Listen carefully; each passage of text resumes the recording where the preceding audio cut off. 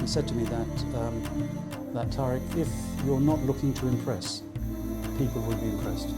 I think that stayed with me all the way through. It's not about the size of the organisation, it's about the organisation's impact. And I feel that, my organisation may be small, but we have had incredible impact. It's a simple philosophy that I kind of always espouse. You've got to try and leave something better than you found it. That's it. If that's all you ever do, if you just apply that philosophy, it can go a long way. It can go a long way. I couldn't do it on my own. I think it's very difficult to do anything on your own. You need accountability partners, you need support, you need an individual to challenge you, you need to create a sort of a trusting relationship. And I think for Muslim Techfest specifically, ultimately, like the way I see it, it's like an umbrella that like really kind of rallies communities together. And I think this week, this dinner, is a testament to the grassroots community, especially that we have in London. But thank you very much. Ahlan wa sahlan. Like we say in Palestine, welcome to Green Valley in between your family. Palestine House is a home. So welcome home. Welcome to your home, where it feels safe, protected, protective, evocative, provocative, talkative, and TikTokative. So let us get on with it, inshallah. It's so important to have an unvalidated, uncensored, unapologetic platform to talk about Palestine without being censored and told what to do. It's so important to make it survive on its own and become a blueprint so we can talk loudly and proudly. There's this concept that work is at the expense of life and life is at the expense of work, as if they're two different things that compete with each other.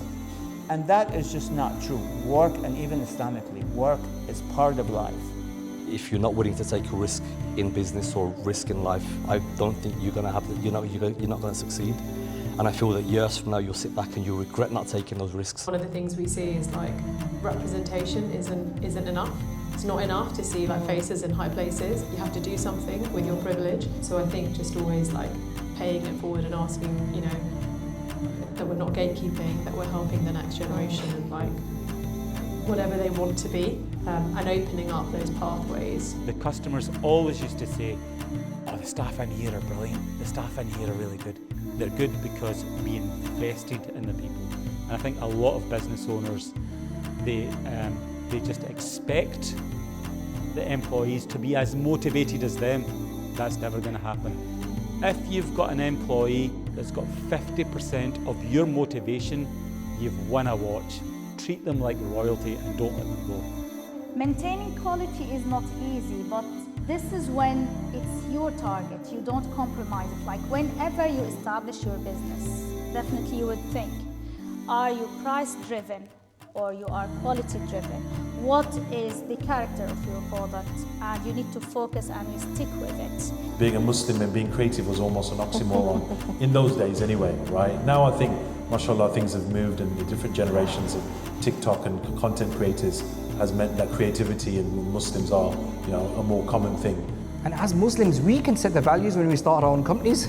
It's one of the most important things that you do is starting a company, so why not be there and part of that process of setting the values so that you're creating the culture that you want to create? Which is what one of the reasons why I love starting my own companies, because it's like, I'm going to set the values, and these are going to be my 4 or 5 values, and they're all Islamic values. Wealth creation, and especially rapid wealth creation, which is what happens when you grow a Silicon Valley company, accelerates and amplifies the personality characteristics that were there before. So if you are humble and generous and God-fearing, you become even more generous, humble, and God-fearing. The only way we move forward and get recognised is that word there, collective.